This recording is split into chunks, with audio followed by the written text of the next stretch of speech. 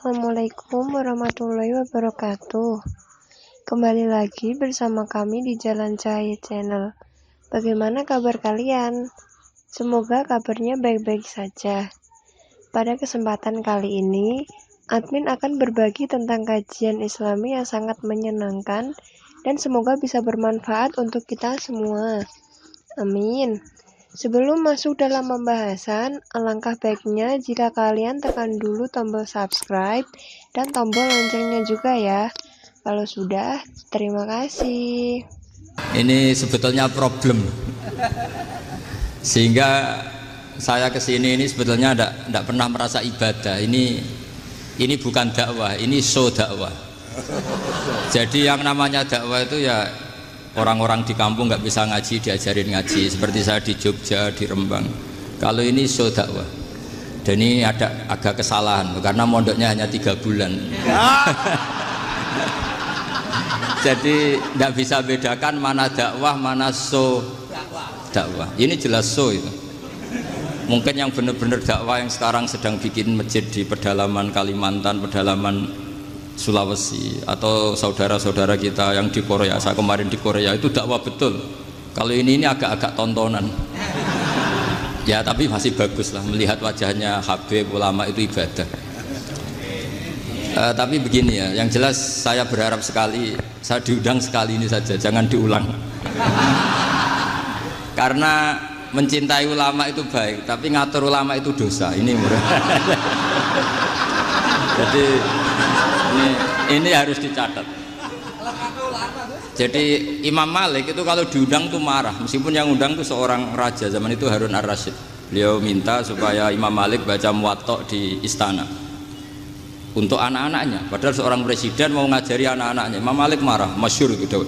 Al ilmu yu'ta la ya'ti. Ilmu disowani, ora kok ilmu yang sowan. Di mana-mana timba itu ke sumur apa sumur yang ketimba? Timba ke sumur. Ini agak kecelakaan. Pakai air pump. air pump katanya. Itu udah banyak air. Sehingga saya kata orang banyak itu di SK-kan PBNU, tapi itu tidak pernah saya pikir. Karena saya melakukan kebaikan itu sebelum dapat SK. Saya ngajar sebelum dapat SK, saya dakwah di mana-mana sebelum dapat apa? SK saya langsung minallahi ta'ala, dari Allah ta'ala. Jadi kalau PBNU niatnya ikrar bahwa orang yang sudah manfaat diangkat, itu saya terima. Tapi kalau merasa ngangkat saya, tak lawan di pengadilan. Karena saya sudah jadi kiai sebelum diangkat PBNU. Ya ini saksikan ya para muhibin saya. Jadi kalau SK itu ikrar, ngakui kalau Gus Bak manfaat, saya terima. Kan hanya ikrar saja, Pak. Tapi kalau merasa ngangkat dari bawah ke atas itu tak lawan sampai apa? Pengadilan, sampai di akhirat. Tersangkanya ya yang sedang jabat sekarang. Tapi saya yakin enggak, Kiai Miftahul Ahyar itu orang alim karena alumni Sidogiri dan menantunya Syekh Duki. Di antara gurunya itu pernah mbah mertua saya, karena istri saya orang Sidogiri. Beliau juga besanan sama keluarga Lasem, saya ini Durbiah Lasem. Pak Said Akil juga orang alim, mbah-mbahnya juga orang alim. Baru kemarin nyocokkan nasab sama saya. Buyut-buyutnya beliau itu adik buyut saya, pernah cocokkan sama saya. Gus, saya sama saya tua mana? Tua saya, buyut kamu adik buyut saya, kata saya gitu. Tapi saya tetap hormat sama beliau karena ya pernah sepuh umurnya setidaknya. Jadi saya ulang lagi, ngaji seperti ini itu sebetulnya lebih ke show, pertunjukan. Supaya pertunjukan ini tidak dosa, saya isi ngaji betulan. Tapi jangan diulang. Karena saya biasa ngaji rutin. Saya di Jogja tafsir Jalalain sudah juz 23. Pernah khatam hikam. Sekarang Nashihul Ibad separuh. Saya ngaji di Sidogiri Itkon, di Sarang Balaghatul Quran, di Hajen Lubul Usul, tapi sarahnya yang Thariqatul Husul, sarahnya Mbah Sahal Mahfud. Jadi baru di sini ngaji bersaing sama orang yang mondok berapa? 3 bulan. Ini masalah. Masalah. Gak boleh mondok itu harus buat tulis zaman. Tapi ya tidak apa-apa, mungkin laduni ya. Jadi kalau mondok cepet itu kemungkinannya apa? Laduni. Begini, tapi saya tertarik apa yang dikatakan Kiai Haji Abdul Manan tadi menyangkut kalimat tauhid. Saya ngaji di mana-mana bilang, kalau ngaji itu yang tahqiq itu detail. Detail itu bahasa Arabnya tahqiq. Jadi kita misalnya berpikir secara jernih, orang yang kafir 70 tahun itu pasti menjadi muslim karena melafadzkan la ilaha illallah. Dan itu bi ijma'il ulama. Semua ulama mengatakan demikian. Saya ulang lagi, itu bi ijma'il ulama. Karena mansus di Quran ada ayat kulil ladzina kafaru iyantahu yughfar lahum ma qad salaf. Kalau orang yang kafir 70 tahun bisa dihilangkan kekafirannya hanya dengan kalimat la ilaha illallah Muhammadur Rasulullah. Berarti kalimat ini statusnya apa? Penghilang kekafiran, apa? Penghilang kekafiran. Lalu ada kelompok yang mengatakan gara-gara kalimat la ilaha illallah dan pegang patok nisan itu orang menjadi kafir. Ini kan jadi paradok. Lafadz yang kita statuskan sebagai penghilang kekafiran dengan lafadz yang sama orang menjadi kafir. Itu nggak ketemu nalar. Mbok nalar paling apapun tetap nggak ketemu. Kecuali tadi ya dalilnya pokoknya ngotot tadi. Itu memang kacau itu. Tapi alhamdulillah mereka insya Allah ya sadar. Kamu jangan bayangkan mereka tidak sadar terus, berarti kamu doanya jelek. Bisa saja mereka sudah ingin sadar, berhubung digojlok ini terus nggak jadi sadar. Jadi jangan-jangan salah kita karena sering gojlok sehingga yang mau sadar jadi tidak apa? Nggak sadar. Saya tadi jam 10 sampai setengah 2 masih ngajar di pondok saya ngajar tafsir masih di Rembang sana saya. Terus saya ke Semarang Delalah Muyassar. Ya mungkin agak-agak keramat jadi tetap jam 3:4 saya bisa ketemu Habib Umar Hafid. Saya beberapa menit ya diskusi tentang manhaj beliau. Dan kebetulan saya sering belajar kitab beliau sama alumni-alumni Darul Mustafa. Meskipun saya tidak pernah ke sana, tapi saya tahu betul mazhab beliau karena al arwah junudun apa? Mujannada. Begini, saya sering dingetikani Mbah Mun, politik tidak jelas itu bagian dari kejelasan. Ini yang perlu dicatat. Jadi politik tidak jelas itu bagian dari apa? Kejelasan. Misalnya begini, siapa yang mengira Khalid bin Walid yang sangat musuhi Rasulullah, dia panglima orang kafir ketika ngalahkan Rasulullah di perang Uhud, akhirnya Khalid bin Walid masuk apa? Islam. Begitu juga Wahsy, qatilu ahabbin nasi ila Rasulillah, pembunuh Said Hamzah, akhirnya juga masuk Islam. Begitu juga Abu Sufyan, dia pemimpin besar kafir Mekah ketika perang Badar, ketika perang Khandaq, akhirnya juga Islam dan menjadi mertua Rasulullah Shallallahu Alaihi Wasallam. Dari fakta ini kemudian banyak ulama alim yang ngambil sikap itu ya coro Jawa itu anggang-anggang. Anggang-anggang itu gak tegas, tapi gak tegas dari rumusan ilmu yang detail. Saya ulang lagi, gak tegas tapi dari rumusan ilmu yang apa? Detail. Bisa saja orang yang sekarang kafir suatu saat mukmin atau muslim. Bisa saja yang sekarang sedang fasik suatu saat soleh. Bisa saja yang mondok 3 bulan Rois PB NU. Sementara yang mondok lama kadang Kiai RT. Tapi itu hanya hukum duniawi. Saya yakin yang Kiai RT ini PBNU di akhirat. Karena mondoknya lebih apa? Lama. Itu tak jamin. Saya juga berencana memimpin itu di akhirat saja, bukan di dunia. Makanya saya mohon SK itu berakhir muktamar mendatang. Karena saya sudah kiai sebelum diangkat. Makanya saya ulang-ulang, kalau pengangkatan itu niatnya ikrar, saya terima. Tapi kalau niatnya ngangkat, tak gugat di pengadilan. Ini tidak guyon, ini betulan itu. Ya, tapi ini hanya guyon saja. Nah, ini penting saya utarakan teori ngaji ya. Ini saya bacakan naskah asli Sayyid Umar Hafid supaya Anda dapat barokah beliau. Karena beliau selain alim allamah, muridnya Habib Salim juga beliau pernah ngaji kutub Sayyid Abdul Qadir Segaf di Jeddah. Juga beliau sering istifadah di beberapa kiai. Ini saya baca teks Arabnya kemudian saya terjemah. Bagi yang tidak setuju pemaknanya bisa gugat karena saya baca Arabnya. Yang nggak setuju pemaknanya bisa gugat, tapi tak jamin kalah karena saya paham betul teksnya maknanya seperti itu.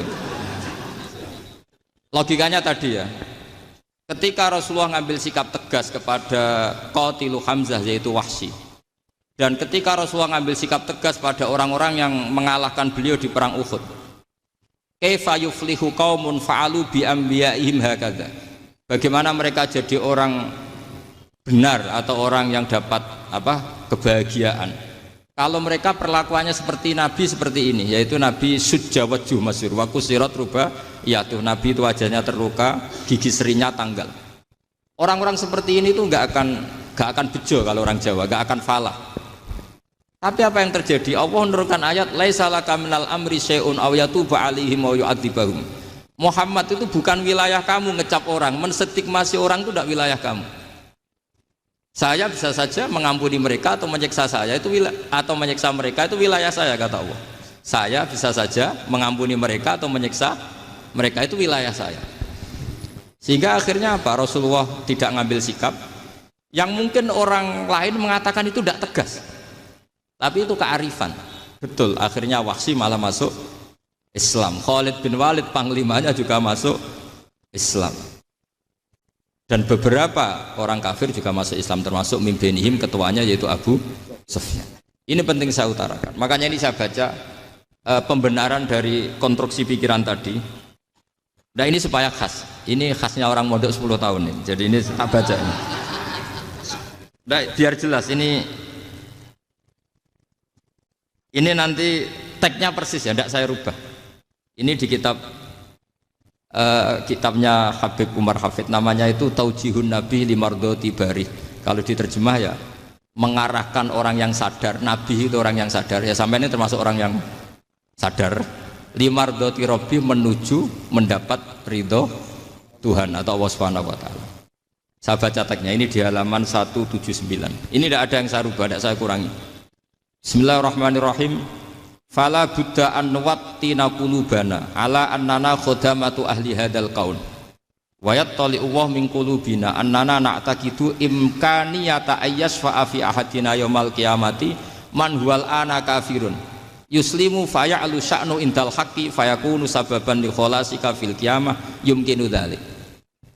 Jadi kita para dai, para kiai itu adalah khodamatu hadal kaun. Kita ini adalah pelayan alam raya ini yang selalu berharap alam ini akan lebih baik. Orang yang sekarang sedang kafir bisa saja nanti yang nyafaati kamu di akhirat, yaitu mereka masuk Islam lalu Islamnya lebih serius, akhirnya punya hak syafaat. Sementara kamu Islam mulai kecil tapi biasa-biasa saja seperti ini, mulai dulu ngaji terus sama Ki Abdul Manan, nggak pernah yang ngisi ngaji, itu artinya nggak ada perkembangan. Makanya saya nggak ingin ngaji lagi karena saya ingin perkembangan Anda nanti tukang mengisi, bukan yang diisi. Kalau saya nanti ngaji lagi di sini, artinya Anda kalau tetap mendengarkan itu tidak ada perkembangan. Pantas saja semulang Gus Bahak sampean sing ngaji. Sekali-kali ada perkembangan, saya ngaji sampean yang mulang, itu bagus itu. Meskipun itu perkembangan yang menyesatkan.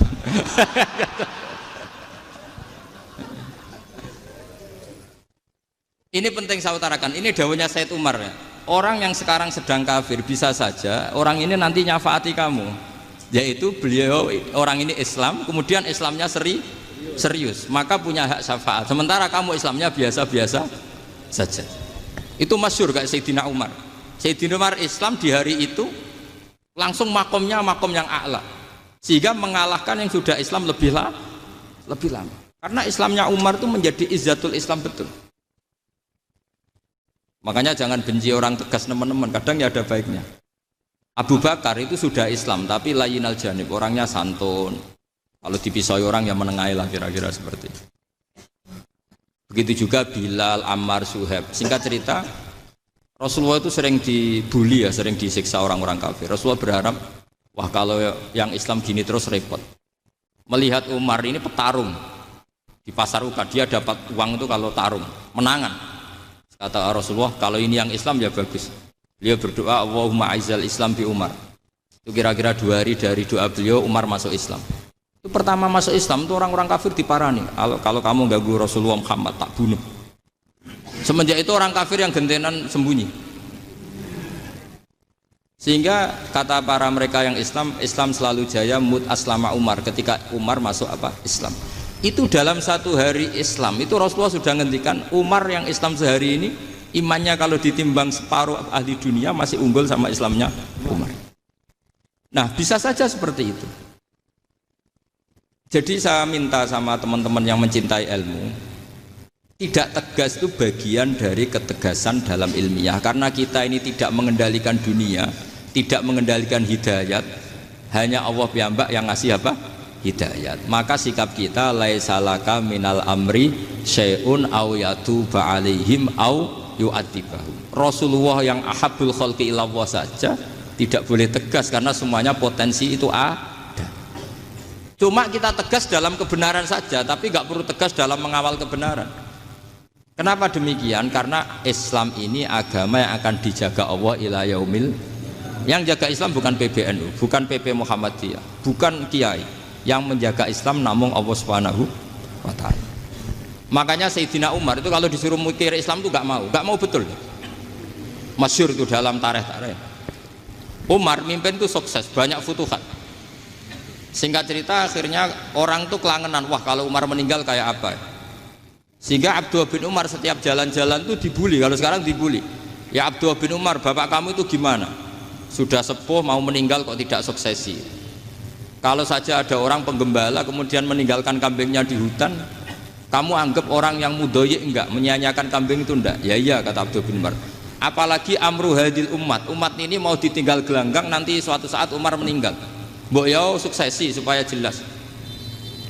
Logika itu diaturkan ke Umar radhiyallahu anhu, ke Sayyidina Umar. Pertama Umar agak tertarik dengan logika itu. Lama-lama beliau marah. Tidak jadi. Saya tetap tidak akan istikhlaf, tidak akan suksesi. Dan saya tidak akan mikir Islam katanya. Islam akan diurus oleh Allah Subhanahu. Terus beliau ngendikan, Islam ini jalan ketika ditinggal Abu Bakar. Bahkan ketika ditinggal ahabbul khalqi ilallah, akramul khalqi indallah, yaitu Rasulullah Muhammad sallallahu alaihi wasallam. Coba Islam dulu dipimpin Abdul Qadir ketua wali, dipimpin Wali Songo, dipimpin orang top-top. Sekarang dipimpin mondok 3 bulan jalan. Karena Islam yang ngatur Allah Subhanahu wa ta'ala. Jadi ini penting. Loh coba ustadz tuh banyak yang nggak bisa ngaji loh. Tapi ya laku ya nggak masalah. Loh saya kemarin di Korea seminggu. Itu TKI jadi khotib, ada yang jadi mufti. Ada yang jadi suriah. Itu ada yang di sana jadi suriah, pulang ke kampung angon kambing lagi. Loh itu teman saya kenal. Suriah Korea. Iya Suriah Korea tapi artinya gini, bahkan masjid semua yang di Korea itu didirikan oleh TKI dan TKW. Mereka digerakkan Allah untuk mikir agama, karena agama ini milik Allah. TKI saja mikir. Makanya ini penting, yo dakwah tapi tauhidnya sing kenceng, jangan dakwah kenceng tauhidnya kendor. Itu bahaya betul. Saya ulang lagi ya, ini dawuh Habib Umar. Jadi kata beliau, fala budda an wattina qulubana, kita harus yakin seyakin-yakinnya bahwa semua kemungkinan itu mungkin. Makanya masyhur dalam tarikh ketika kafir Quraisy mau disiksa oleh para malaikat karena mereka sering menyakiti Nabi, kata Nabi gimana? Jangan. Saya berharap kalau bapaknya tidak mukmin, suatu saat anaknya mukmin. Masyhur dalam tarikh. Musuh Nabi besar siapa? Walid bin Mughirah.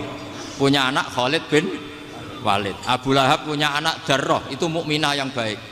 Abu Jahal punya anak Ikrimah, itu mukmin yang baik. Di Indonesia lebih hebat lagi. Bapaknya ra iso maca Quran, anaknya hafid. Bapaknya utun ratamat SD, anaknya jadi dekan. Di Indonesia banyak orang nggak siapa-siapa, anaknya jadi presiden, anaknya jadi menteri. Artinya jangan karena bapaknya kafir kamu nganggap anak turunnya pasti selalu kafir. Teori itu sudah salah zaman Rasulullah. Yaitu Walid akhirnya punya anak Khalid, Abu Lahab punya anak Darrah. Terus siapa? Abu Jahal punya anak siapa? Ini penting saya utarakan karena dakwah kalau terlalu semangat, nanti kalau menghilangkan tauhid bahaya. Tetap innal huda